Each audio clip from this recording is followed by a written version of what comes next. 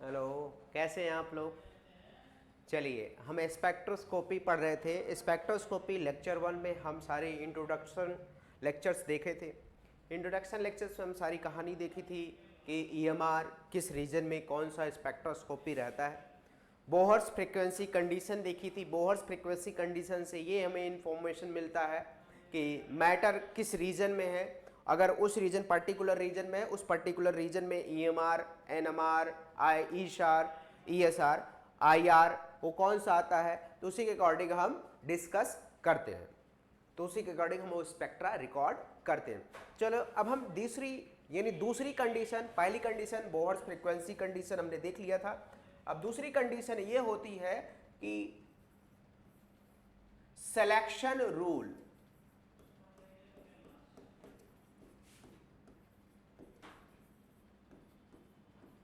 Selection rule किसी भी spectra का, अगर आप हमें पहली कंडीशन से ये पता चल गया कि हमें एनएमआर रिकॉर्ड करना है या ईएसआर रिकॉर्ड करना है या फिर यूवी रिकॉर्ड करना है, हमें क्या रिकॉर्ड करना है, इससे हमें इंफॉर्मेशन ये पता चली।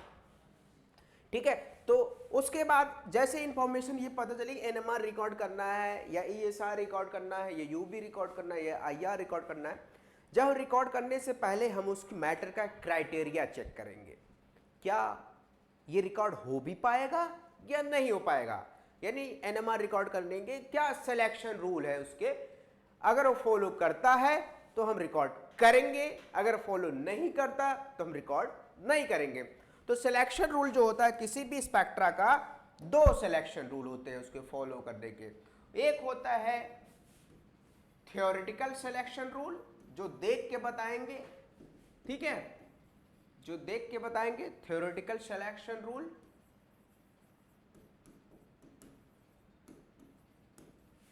एक होता है, दूसरा जो होता है mathematical selection rule. Mathematical selection rule, selection rule यानी सिलेक्शन रूल भी टू टाइप के होंगे।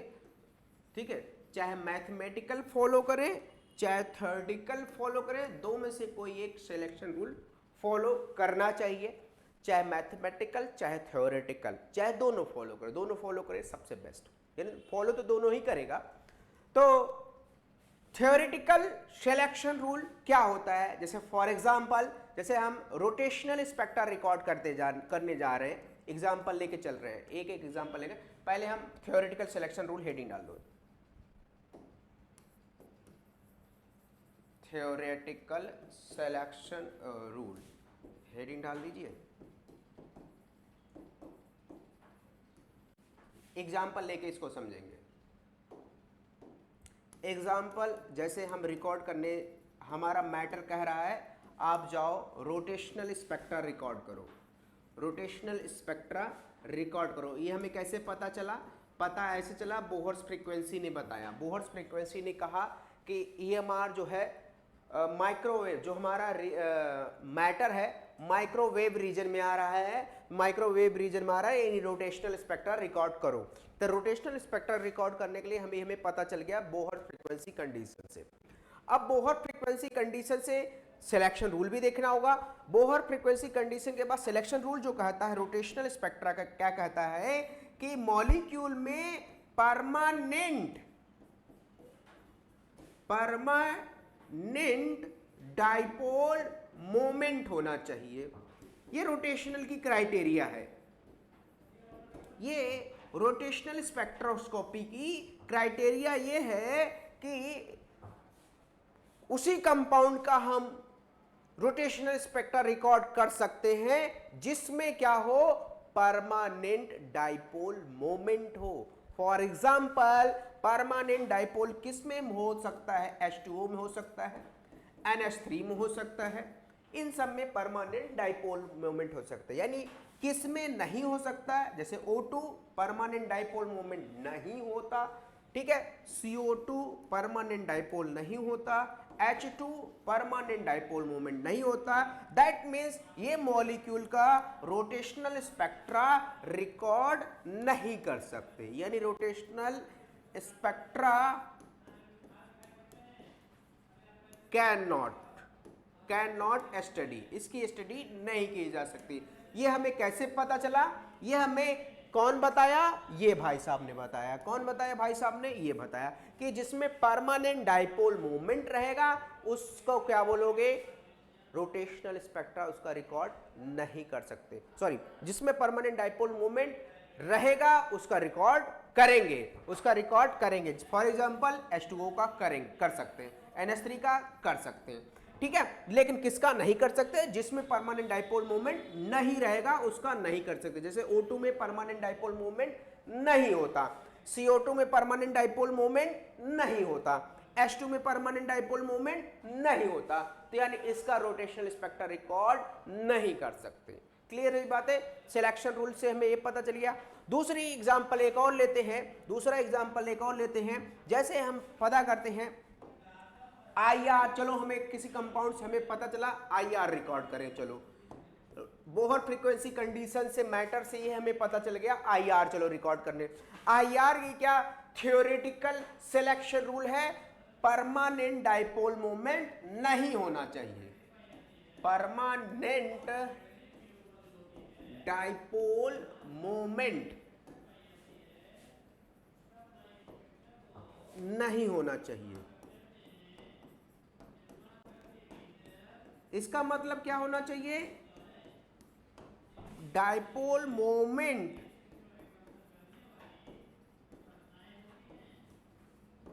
Generate after vibration. तो ये IR का सिलेक्शन रूल कहता है।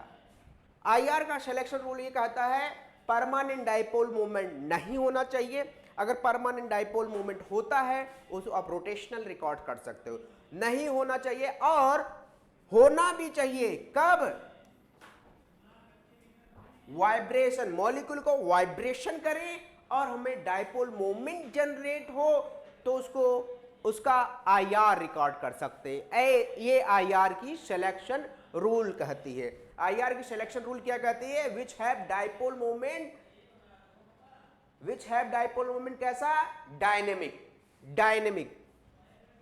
मतलब which have dipole moment dynamic,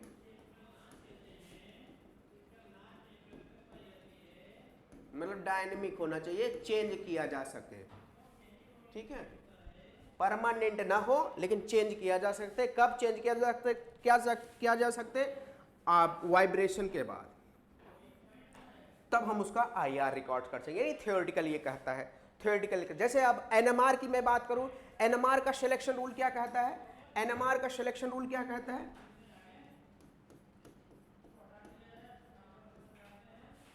NMR का सिलेक्शन रूल क्या कहता है भैया? Nuclear spin number. ये क्या कहता है?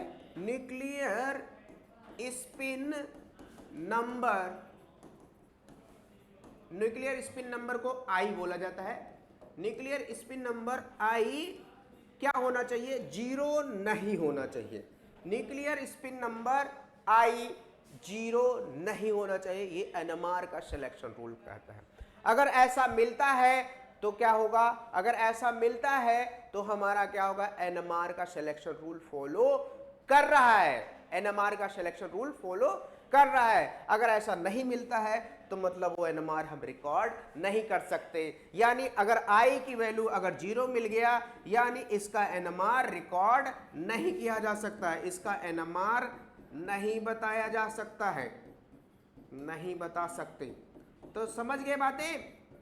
यानी सिलेक्शन रूल का एग्जांपल लेके एक एक स्पेक्ट्रा का मैं बताया हूं। सारे स्पेक्ट्रा का सिलेक्शन रूल जब आप अलग अलग स्पेक्ट्रा में पढ़ाऊंगा, अलग अलग सबका बताऊंगा, तो वहां पे सिलेक्शन रूल सबका अलग अलग है। जैसे मैंने रोटेशनल का बताया कि परमानेंट डाइपोल मोमेंट होना चाहिए, IR का बताया कि परमानेंट डाइपोल ना हो, डायनेमिक डाइपोल मोमेंट होना चाहिए। तीसरा मैंने बताया NMR का एग्जांपल लेके उसका थ्योरेटिकल सिलेक्शन रूल क्या कहता है? थ्योरेटिकल सिलेक्शन रूल ये कहता है को जो न्यूक्लियर स्पिन नंबर हो वो 0 नहीं होना चाहिए। अगर 0 हो गया तो क्या होगा? NMR उसका रिकॉर्ड नहीं किया जा सकता है, ठीक है। ये हमारा हो गया थ्योरेटिकल सिलेक्शन रूल। अब मैथमेटिकल सिलेक्शन रूल क्या कहता है उसको भी देख लिया जाए। मैथमेटिकल सिलेक्शन रूल हेडिंग डाल लीजिए, मैथमेटिकल सिलेक्शन रूल क्या कहता है। दूसरा मैथमेटिकल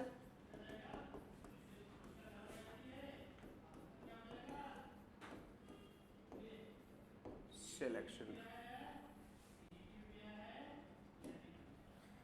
मैथमेटिकल सिलेक्शन रूल क्या कहता है बताओ, कोई बताए। रोटेशनल में मैथमेटिकल सिलेक्शन रूल क्या कहता है।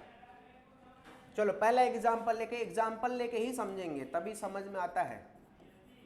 जैसे आपको हमें पता करना है रोटेशनल स्पेक्ट्रा रिकॉर्ड करना है, क्या मैटर कोई भी कंपाउंड रोटेशनल स्पेक्ट्रा अगर सपोज दैट मान लो फॉलो कर लिया माइक्रोवेव रीजन में है, यानी रोटेशनल हमें रिकॉर्ड करनी है।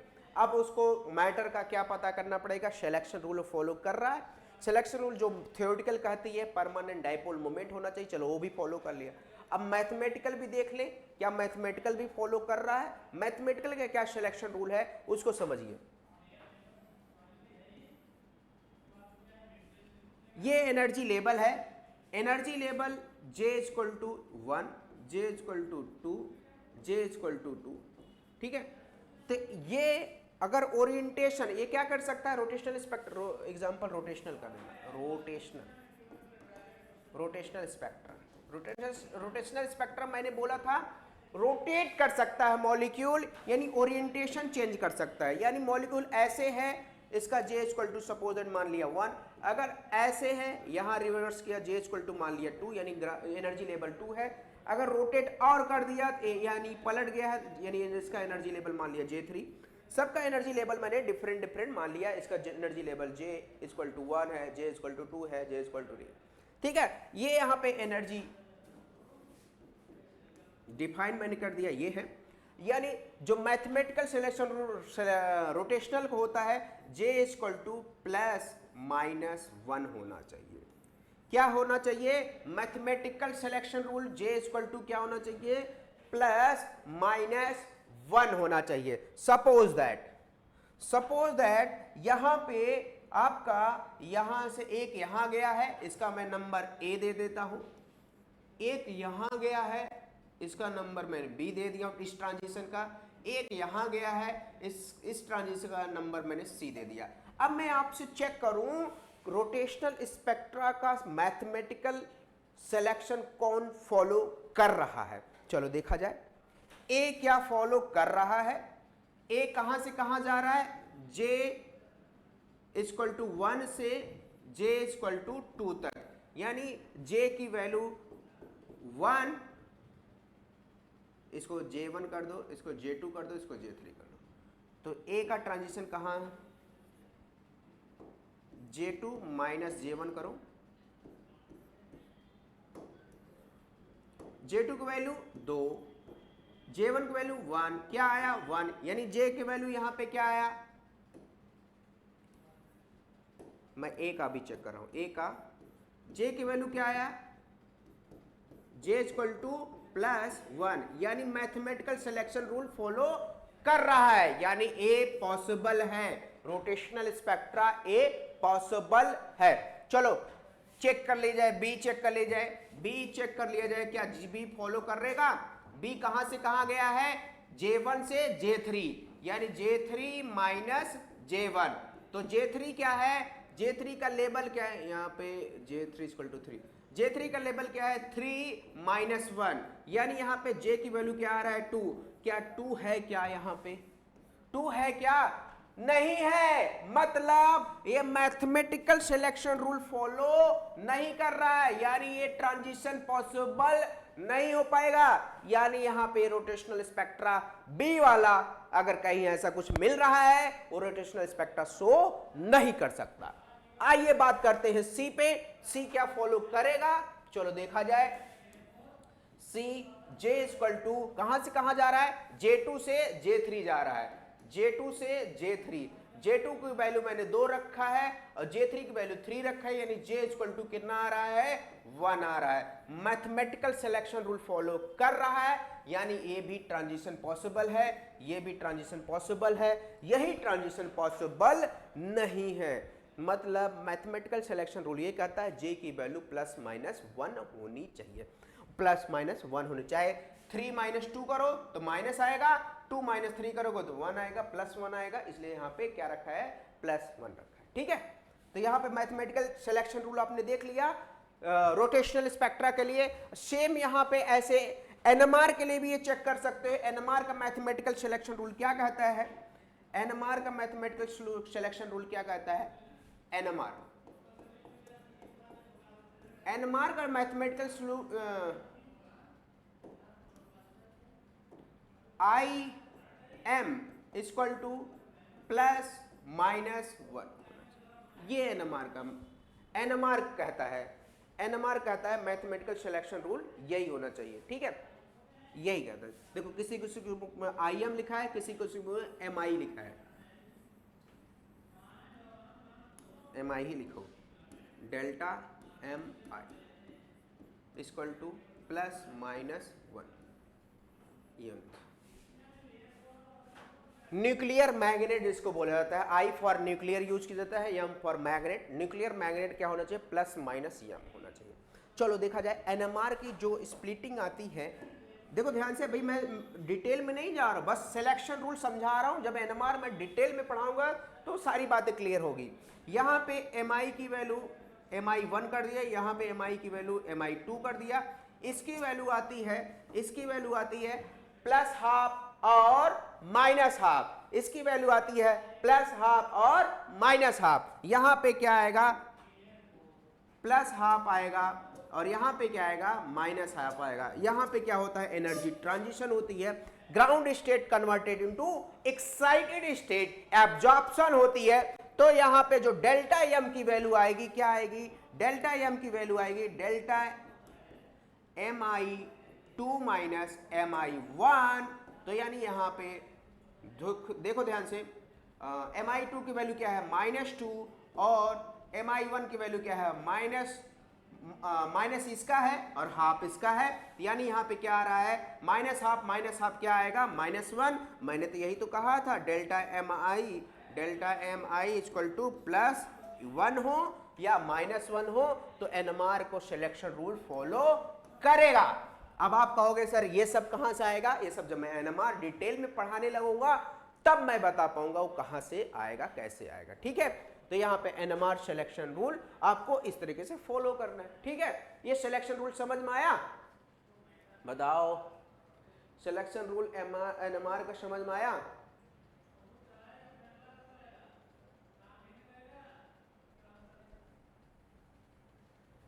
चलो समझ में आ गया होगा होपफुली।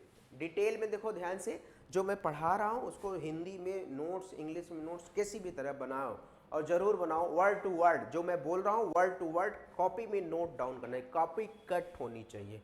ठीक है, कॉपी कट होनी चाहिए, तभी बात बन पाएगी, अदरवाइज बात नहीं बन पाएगी। ठीक है, चलिए अब बात करते हैं, दो बातें आएंगी। हमारा सिलेक्शन रूल समझ गया। सिलेक्शन रूल मैथमेटिकल हो सकता है, एक थ्योरेटिकल हो सकता है। थ्योरेटिकल आपका जैसे रोटेशनल की बात किया तो उसमें क्या होना चाहिए, परमानेंट डाइपोल मोमेंट होना चाहिए। आईआर की बात किया कैसा होना चाहिए, डायनेमिक डाइपोल मोमेंट होना चाहिए। एनएमआर की बात किया उसमें क्या होता है, न्यूक्लियर स्पिन क्या होता है, आई इक्वल टू नॉट 0 होना चाहिए। अब थ्योरेटिकल की बात कर रहा हूँ, plus J equal to plus minus 1 होना चाहिए रोटेशनल में। सेम आईआर के लिए भी वही रहता है, सेम एनएमआर के लिए भी वही रहता है, M I equal to plus minus 1। ठीक है, तो ये होना चाहिए, कैलकुलेटिव है। ठीक है, मैथमेटिकल है। अब बात करते हैं तीसरी कंडीशन, तीसरी और इंपॉर्टेंट कंडीशन। पहली कंडीशन हमने क्या बोला था कि पहली कंडीशन बोला था बोहर्स फ्रीक्वेंसी कंडीशन फॉलो करना चाहिए, बोहर्स फ्रीक्वेंसी कंडीशन बोला था ना। दूसरी कंडीशन अभी जस्ट खत्म की कर रहे हैं, selection rule. Selection rule 2 type के होते हैं, मैथमेटिकल एंड थ्योरेटिकल। ये हमने देख लिया, mathematical and theoretical.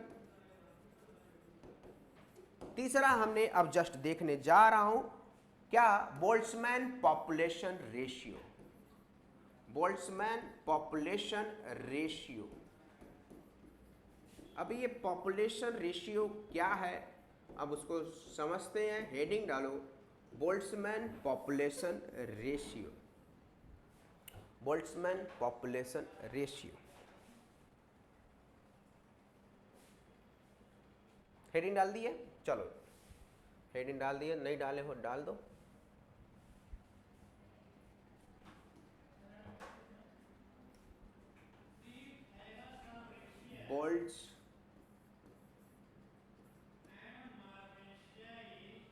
Boltzmann population,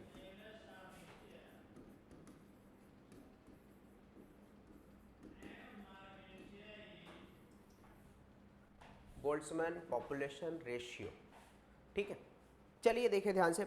मैंने बोला था किसी भी स्पेक्ट्रोस्कोपी में दो चीजें होती हैं,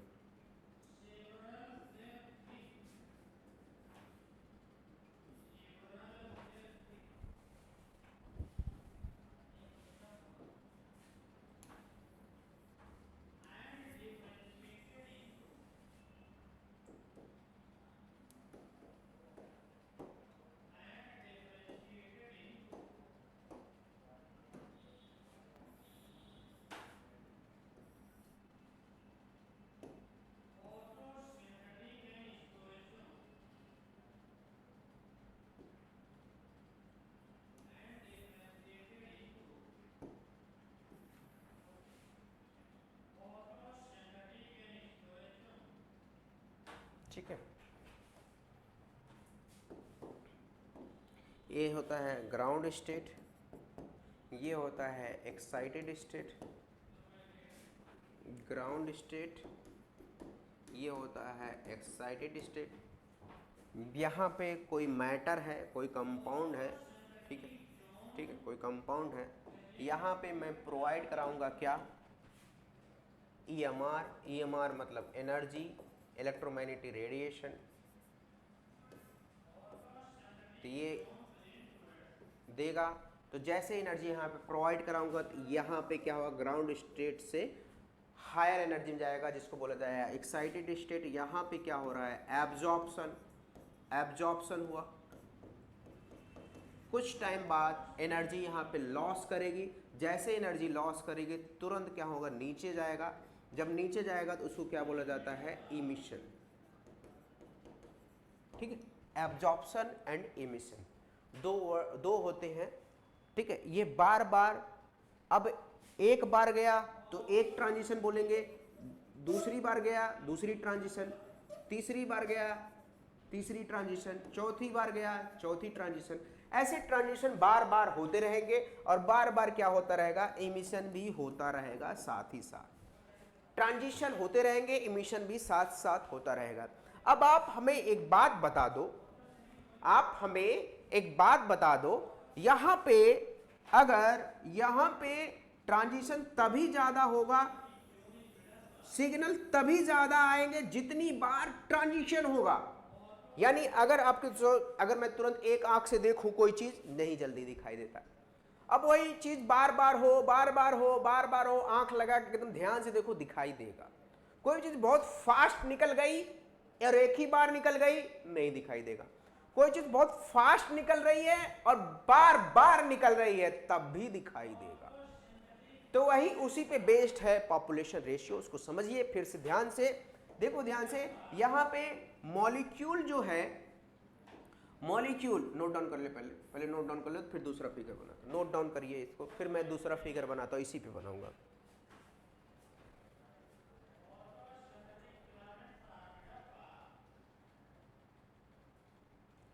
नोट डाउन हो गया? चलो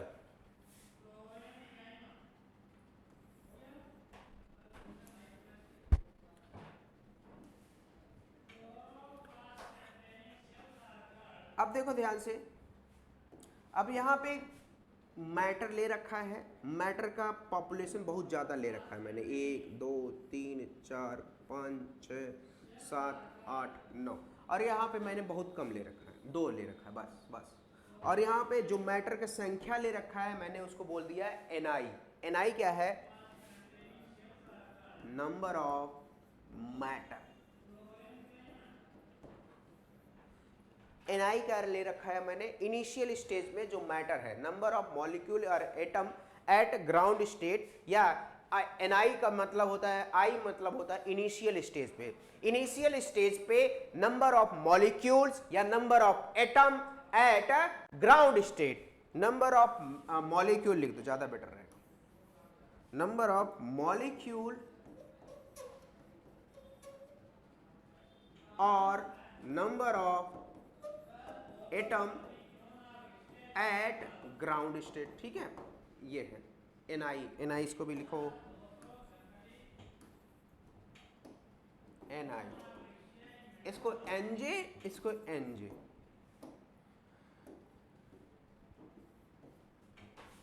एनजे की मनी होता है नंबर ऑफ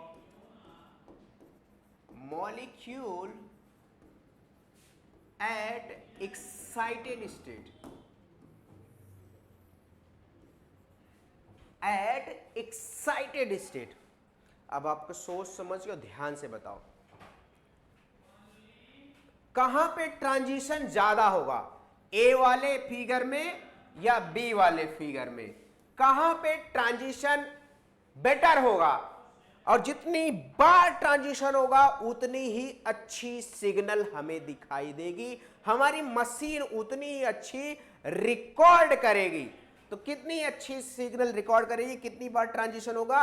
यहां पे देखिए ध्यान से, ट्रांजिशन कहां पे सबसे बेस्ट होगा, जहां पे जितना ज्यादा क्या होगा, मॉलिक्यूल होंगे। एक ट्रांजिशन, दो ट्रांजिशन, तीन ट्रांजिशन, चार ट्रांजिशन, पांच transition, 6 transition, 7 transition, 8 transition, 9 transition, यानी बहुत बार ट्रांजिशन होगा।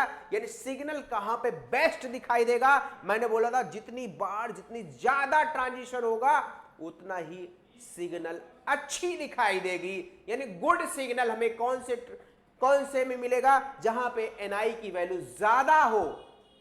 एनआई की वैल्यू यहां पे ज्यादा है, यहां पे कितनी ट्रांजिशन दिखाई देगा, 2 ट्रांजिशन, एक बार हुआ फास्ट, 2 बार हुआ फास्ट, बस उतने, उससे बाद ट्रांजिशन हुआ नहीं, क्योंकि यहां पे क्या है, पॉपुलेशन कम है, यहां पे पॉपुलेशन ज्यादा है। इसलिए यहां पे क्या मैं एक वर्ड यूज करता हूं, NJ divide by NI, NJ divide by NI ratio.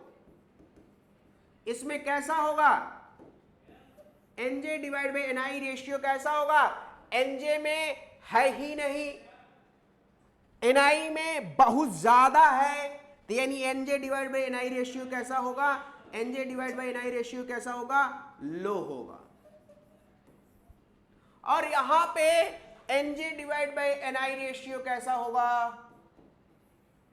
High होगा इसके कंपेयर में, क्योंकि यहां पे एनआई की वैल्यू कम है, एनजे तो है ही नहीं, चलो छोड़ो ठीक है, है कोई बात नहीं, लेकिन एनजे यहां भी नहीं है, यहां भी नहीं है, लेकिन यहां पे एनआई की वैल्यू बहुत ज्यादा है। यानी डिनोमिनेटर में, यानी एनआई क्या होता है, बटे के नीचे है, यानी यहां पे अगर ये वैल्यू बहुत ज्यादा है यानी रेशियो जो आएगी लो आएगी, यहां पे ये वैल्यू कम है यानी रेशियो जो आएगी हाई आएगी। यानी गुड सिग्नल पाने के लिए एनजे और एनआई की रेशियो क्या हमें चाहिए, लो। यही बोल्ट्जमैन पॉपुलेशन रेशियो यही कहता है, NJ divide by NI, NJ is to NI ratio कैसी चाहिए, लो चाहिए फॉर गुड सिग्नल के लिए। यानी स्पेक्ट्रोस्कोपी रिकॉर्ड करने के लिए नंबर ऑफ मॉलिक्यूल ज्यादा से ज्यादा चाहिए, तभी ही गुड सिग्नल आएगा। यानी नंबर ऑफ एटम्स ज्यादा चाहिए तभी गुड सिग्नल आएगा। पहला पॉइंट लिख लो, यानी गुड सिग्नल के लिए एनजे एनआई रेशियो लो चाहिए और एनजे एनआई रेशियो हाई रहेगा तो गुड सिग्नल नहीं मिलेगा। ठीक है, लिख लिए, लिख लिए। और इसी को बोला जाता है, एक फॉर्मूला आएगा मार्केट में, मार्केट नहीं मतलब पढ़ाऊंगा आगे, तो लिख लो, अभी लिख लो, N J divide by NI, NJ divide by N I, G J divide by G I, ठीक है, G J divide by G I E delta K T, E delta K T, E minus delta E K T, exponential है। आगे मैं पढ़ूंगा इसी को क्या बोला जाता है, आगे मैं पढ़ूंगा, बहुत अच्छे से पढ़ूंगा इसको, पॉपुलेशन रेशियो, इसको मैं डिराइव भी कराऊंगा, पॉपुलेशन रेशियो है, ठीक है। एनजे क्या है, एनजे क्या है, number of molecule at ground state. NI क्या है, नंबर ऑफ मॉलिक्यूल या एटम एट ग्राउंड स्टेट, और ये है एक्साइटेड स्टेट, एट है ये एक्साइटेड स्टेट, ठीक है। और जीजे क्या है,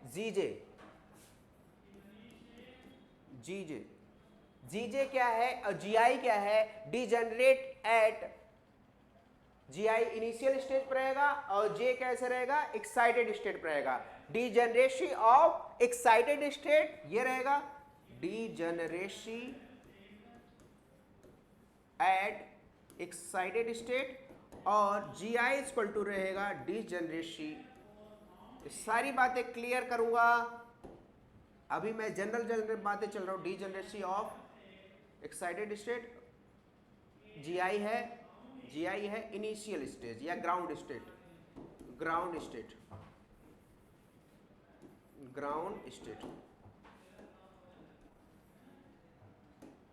जी आई, ठीक है। ई क्या है, एक्सपोनेंशियल है, ई क्या है, एनर्जी है, के क्या है, कांस्टेंट है, टी क्या है, टेम्परेचर है, बस हो गया, ठीक है। और इसी रेशियो को पॉपुलेशन रेशियो बोला जाता है।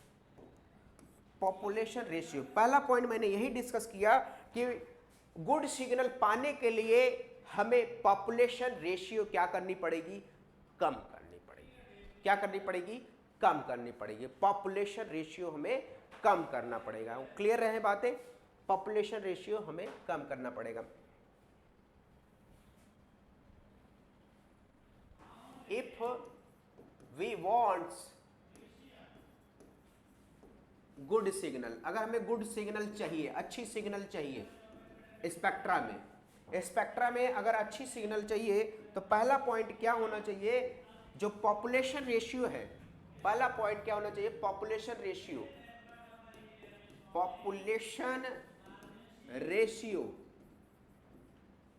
रेशियो किसको बोलते हो, एनजे डिवाइड बाई एनआई। कैसा चाहिए, लो चाहिए, ठीक है। पहली बात। और दूसरी बातें ध्यान से देखो, दूसरा पॉइंट क्लियर रखना। ये जो एनर्जी गैप डेल्टा ई एक रख दो ये, और दूसरा डेल्टा ई ये रख दो, छोटा सा पिद्दू सा। देखो ध्यान से, अगर यहां से यहां ज्यादा एनर्जी रहेगी, यहां एनर्जी ज्यादा रहे, कहां पे ट्रांजिशन फास्ट होगा, बताना सही। यहां पे एनर्जी गैप बहुत कम है, इतना ज्यादा तेजी से आना जाना लगाया रहेगा, एब्जॉर्प्शन इमिशन क्लियर दिखाई नहीं देगा, यानी सिग्नल अच्छी दिखाई ही नहीं देगी। अगर एक गया एनर्जी गैप बहुत ज्यादा रखेगा, एक गया आराम से कुछ टाइम रुकेगा, तब जाके आएगा।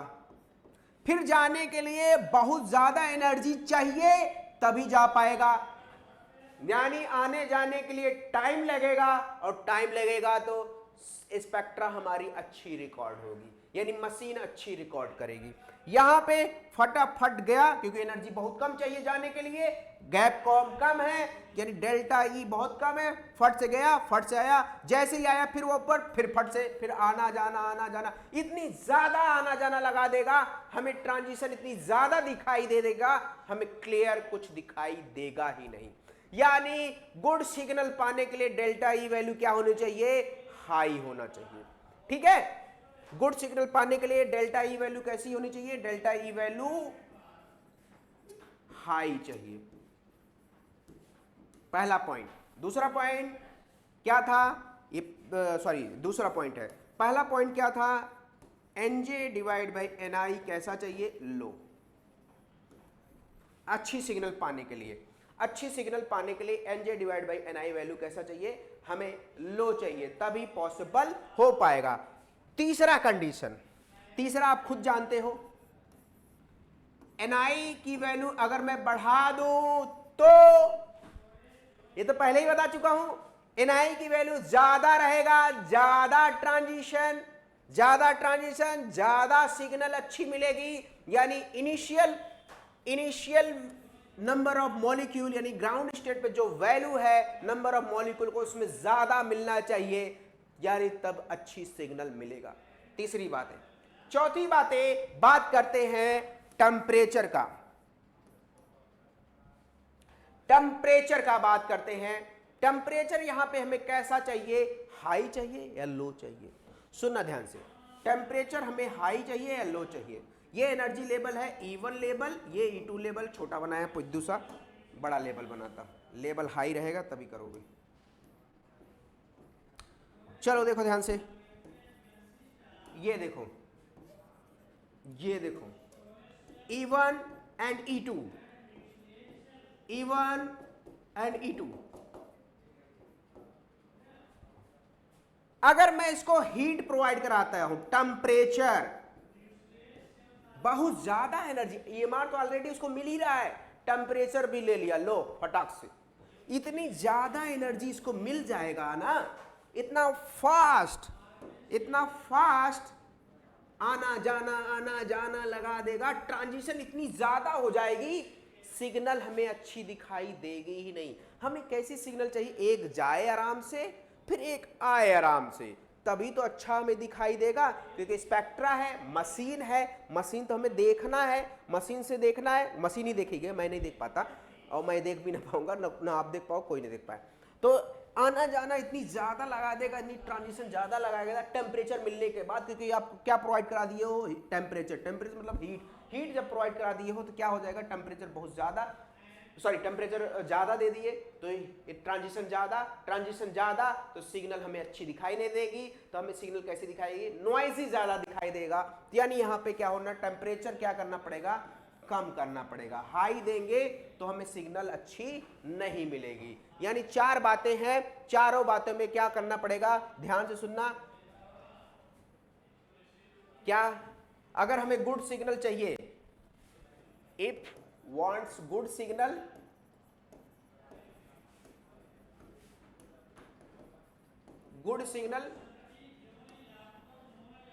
पहला एनजे होता है, NJ divide by NI, decrease यानी लो वैल्यू चाहिए। दूसरा बातें क्या कहता है, डेल्टा ई कैसा चाहिए, ज्यादा चाहिए। तीसरी बातें कहता है एनआई वैल्यू इंक्रीज करो भैया। चौथी बातें करता है टेम्परेचर डिक्रीज करो। ये चारों में से कोई सा भी एक हो गया, इन चारों में से कोई सा भी एक हो गया, हमारी सिग्नल कैसी मिलेगी, गुड सिग्नल मिलेगी। ये चारों बातें किस पे डिपेंड हो रही है, चारों बातें डिपेंड हो रही है पॉपुलेशन रेशियो पे डिपेंड हो रही है, पॉपुलेशन रेशियो पे डिपेंड हो रही है। यानी पॉपुलेशन रेशियो ये कहता है कि ग्राउंड स्टेट पे पॉपुलेशन ज्यादा होनी चाहिए। क्यों, क्योंकि टेम्परेचर बढ़ाएंगे, जैसे ही टेम्परेचर अगर बढ़ाए ग्राउंड स्टेट पे पॉपुलेशन घट जाएगी। क्यों, क्योंकि सब ऊपर भाग जाएंगे, पॉपुलेशन घट गई और हमें पॉपुलेशन कैसी चाहिए, ज्यादा चाहिए। और पॉपुलेशन रेशियो की बात करूंगा, कम चाहिए। ग्राउंड स्टेट पे पॉपुलेशन ज्यादा चाहिए और अगर पॉपुलेशन रेशियो की बात करूंगा, कम चाहिए। यही है हमारा पॉपुलेशन रेशियो। तीनों कंडीशन समझ में आई। कोई भी स्पेक्ट्रोस्कोपी रिकॉर्ड करने के लिए 3 कंडीशन होनी ही चाहिए। और क्या क्या होनी चाहिए, मैं दोबारा रिवाइज करवाऊंगा। पहली कंडीशन क्या फॉलो करना चाहिए, बोहर्स फ्रीक्वेंसी कंडीशन यानी EMR, बोहर्स फ्रीक्वेंसी कंडीशन, ये फॉलो करना चाहिए। दूसरी कंडीशन क्या फॉलो करना चाहिए, सिलेक्शन सिलेक्शन रूल 2 टाइप होते हैं, थ्योरेटिकल एंड मैथमेटिकल। तीसरा है आपका बोल्ट्जमैन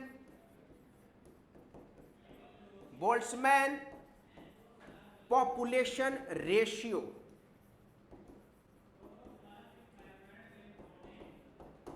तीन कंडीशन अगर फॉलो होती है तो आपका क्या होगा, वहां पे स्पेक्ट्रा आप रिकॉर्ड कर सकते हैं। कोई किसी भी कंपाउंड के मैटर का स्पेक्ट्रा रिकॉर्ड करना है, आप सबसे पहले चेक करोगे उसका रीजन, किस रीजन में वो आता है वो मैटर। फिर रीजन आपने चेक कर लिया, फिर आप चेक करोगे, जैसे मैंने रीजन मिल गया हमें, आईआर रीजन मिल गया, फिर आईआर का क्या आप चेक करोगे, उसका सिलेक्शन रूल मैटर फॉलो करता है। आईआर का क्या रीजन है कि वो परमानेंट डाइपोल मूवमेंट नहीं होना चाहिए, यानी डायनेमिक डाइपोल मूवमेंट होना चाहिए।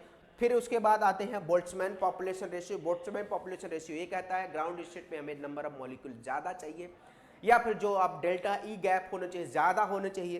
टेम्परेचर हमें कूल करना चाहिए, यानी बहुत कम रखना चाहिए, ज्यादा टेम्परेचर नहीं। ज्यादा टेम्परेचर रखेंगे तो हमें ग्राउंड स्टेट पे मॉलिक्यूल कम मिलेंगे, वो भाग जाएंगे ऊपर, तो ऊपर भाग जाएंगे सभी के सभी ऊपर रहेंगे तो एनर्जी रहेगी नहीं, सॉरी मतलब ट्रांजिशन बहुत कम हो पाएगा। ट्रांजिशन बहुत कम है, सिग्नल हमें दिखाई नहीं देता।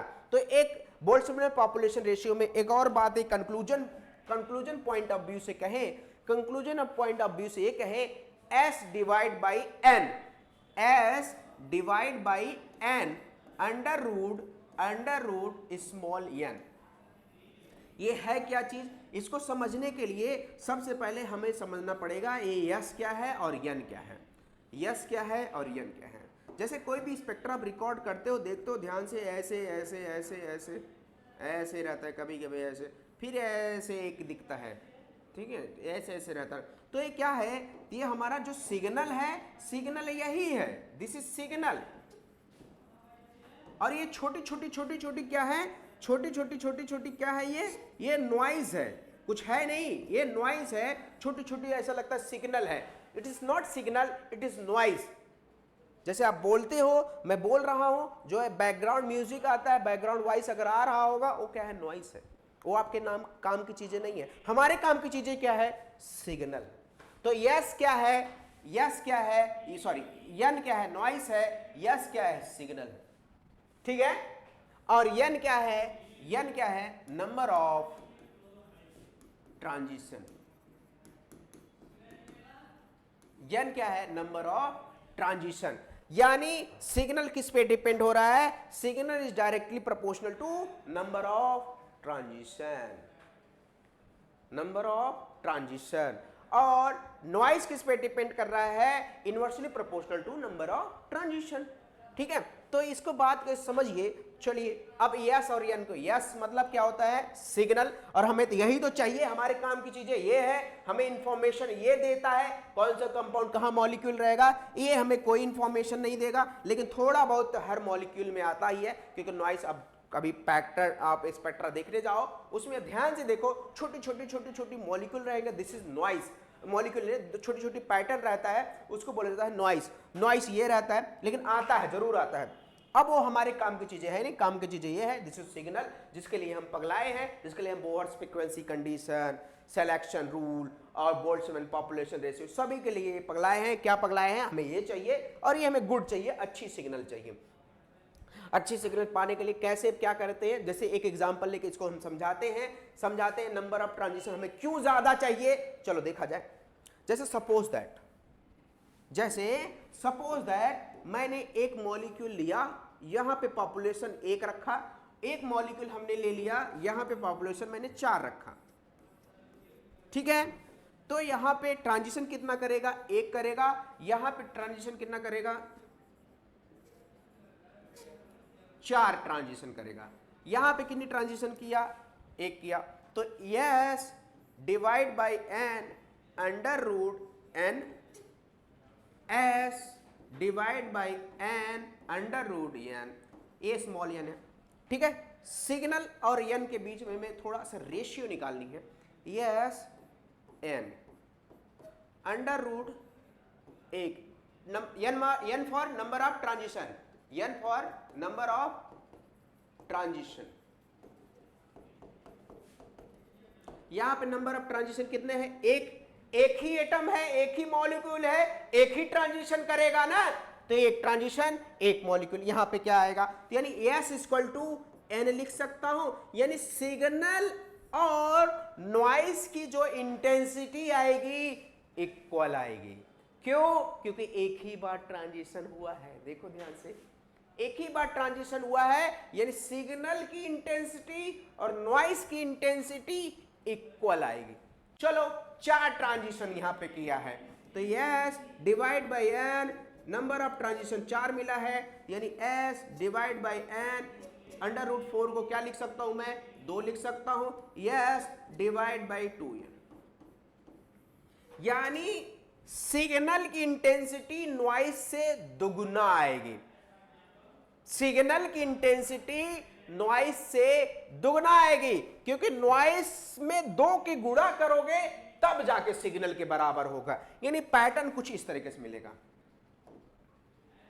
पैटर्न कुछ इस तरीके से मिलेगा, यानी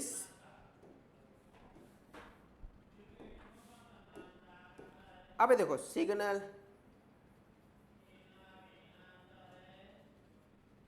पता चल रहा है सिग्नल, मैंने थोड़ा सा बढ़ाया है लेकिन ये भी नहीं मिलता, जब समझाने के लिए बढ़ाया है। ये सिग्नल चलो सिग्नल हो गया, नॉइस हो गया। अब यहां पे सिग्नल मिला, डबल मैंने किया हुआ है, ध्यान से देखो, ये एकदम बराबर है, एकदम बराबर है।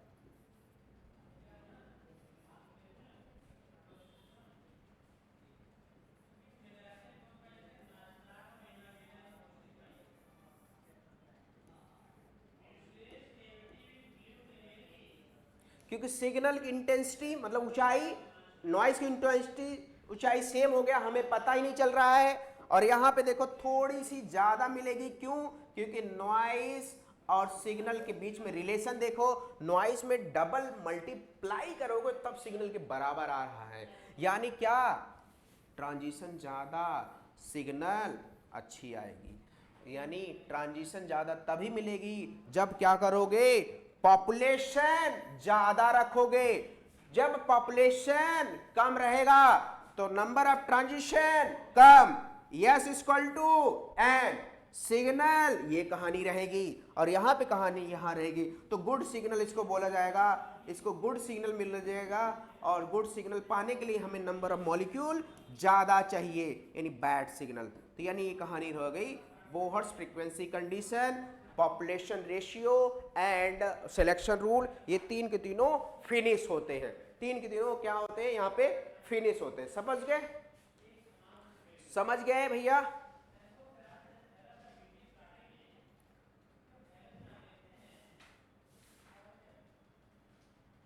समझ गए? नोट डाउन करिए, समझ गए तो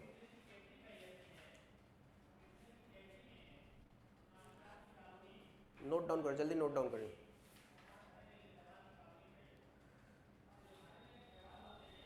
चलिए अब देखो ध्यान से, नोट करिए, नोट एक नोट करके लिखिए, नोट एनर्जी के बारे में। देखो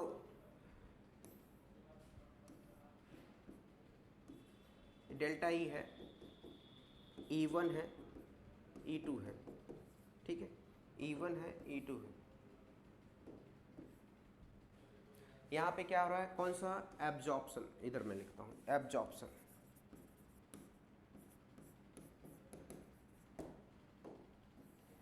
एब्जॉर्प्शन हो रहा है ना। डेल्टा ई की वैल्यू यहां पे ध्यान से देखना, डेल्टा ई की वैल्यू अगर फ्रीक्वेंसी की टर्म में लिखूंगा कुछ और फॉर्मूला आता है, अगर वेव नंबर के फॉर्म में लिखूंगा कुछ और भी फॉर्मूला आता है, ठीक है। अगर फ्रीक्वेंसी के फॉर्म में लिखूंगा डेल्टा ई किस में, एच इन यू, इस किस फॉर्म में लिखा रहा हूं, फ्रीक्वेंसी के फॉर्म में लिख रहा हूं। अगर यही डेल्टा ई वेव नंबर के फॉर्म में लिखूंगा, क्या लिखता हूं, एच सी म्यू बार, ठीक है। अगर यही आपको वेवलेंथ के फॉर्म में लिखूंगा तब क्या फॉर्मूला होगा, वेवलेंथ के फॉर्म में क्या फॉर्मूला होगा, लाइट चली गई है, एक minute,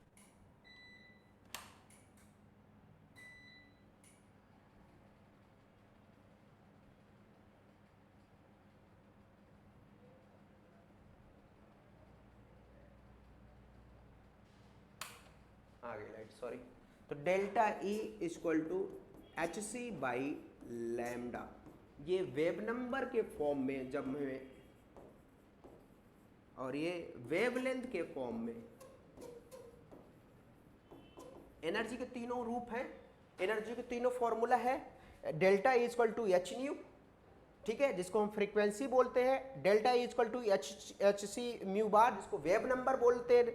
delta E equal to H C by lambda, H C by lambda जिसको हम वेवलेंथ बोलते हैं, ठीक है। अलग अलग स्पेक्ट्रोस्कोपी में अलग अलग इसका यूज किया जाता है। जैसे ध्यान से देखो, हम इसको कहां पे यूज करेंगे, फ्रीक्वेंसी के टर्म जो यूज किया जाएगा वो कहां पे यूज किया जाएगा, आपका कब बताओ कहां पे यूज किया जाएगा, आपका यूज किया जाएगा एनएमआर में, ठीक है, एनएमआर में। इसका वेव नंबर का कहां पे यूज किया जाएगा, आईआर में यूज किया जाएगा। H C by lambda wavelength, इस फॉर्मूले को कहां यूज किया जाएगा, यूबी में यूज किया जाएगा। सबका अलग अलग फिक्स्ड डिसाइड किया गया है।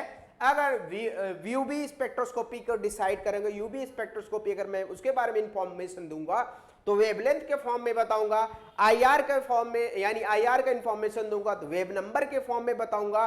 अगर मैं एनएमआर का इंफॉर्मेशन दूंगा हम किस फॉर्म में बताऊंगा, फ्रीक्वेंसी के फॉर्म में बताऊंगा। सबका अलग अलग इंफॉर्मेशन प्रोवाइड किया जा गया है, अलग अलग है तो दो सब एनर्जी का ही रूप है, एनर्जी के ही फॉर्म है, सबका अलग अलग डिसाइड किया गया। जैसे वेवलेंथ की मैं बात करूं तुरंत आपके दिमाग में ये आता है यूबी वीबी विजिबल।